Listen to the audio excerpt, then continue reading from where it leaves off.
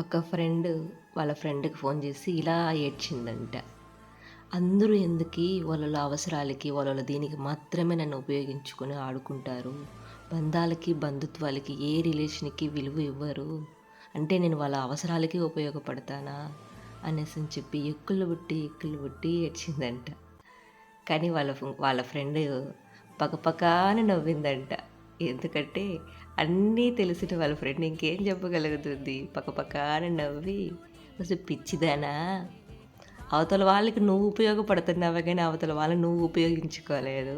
నువ్వు హ్యాపీనెస్ ఇందులో కూడా నువ్వు హ్యాపీనెస్ ఎతుక్కోవచ్చు" అనేసని చెప్పిందంట. అంటే వాళ్ళ అవసరాలకు నేను ఉపయోగపడితే నేనంత గొర్రెదాన్నా అని ఫీల్ అయిందంట. గొర్రెదానివని కాదే. అలా ఫీల్ అయిన దానికి ఎప్పుడు కూడా మనం ఒకరిని మోసం చేస్తే అది అవతల వాళ్ళకి బాధ. ఒకరి వల్ల మనం నష్టపోయినా పర్లేదు. మనం బాధపడినా పర్లేదు అని చెప్పిందంట. అయినా మన జీవితాలు ఒక బలానికి, ఒక బలహీనకి మధ్య నలిగిపోయే జీవితాలే మనవి. కాలం నీకు ఏదో నేర్పిస్తుంది. అది నువ్వు నేర్చుకోవాలి అనేసి నీకు చూపిస్తూ ఉంది.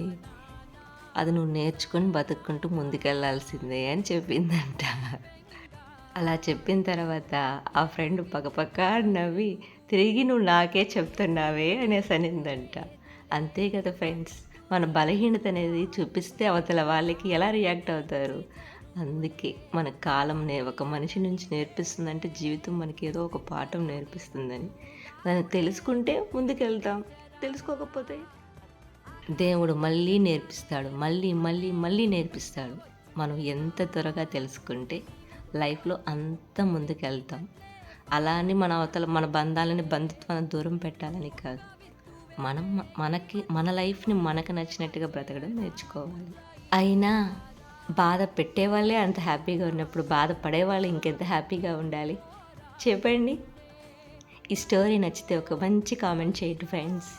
నా ఛానల్‌ని సబ్స్క్రైబ్ చేసుకోవడం మాత్రం మర్చిపోకండి ఫ్రెండ్స్. లైక్ చేయండి. Okay friends, bye.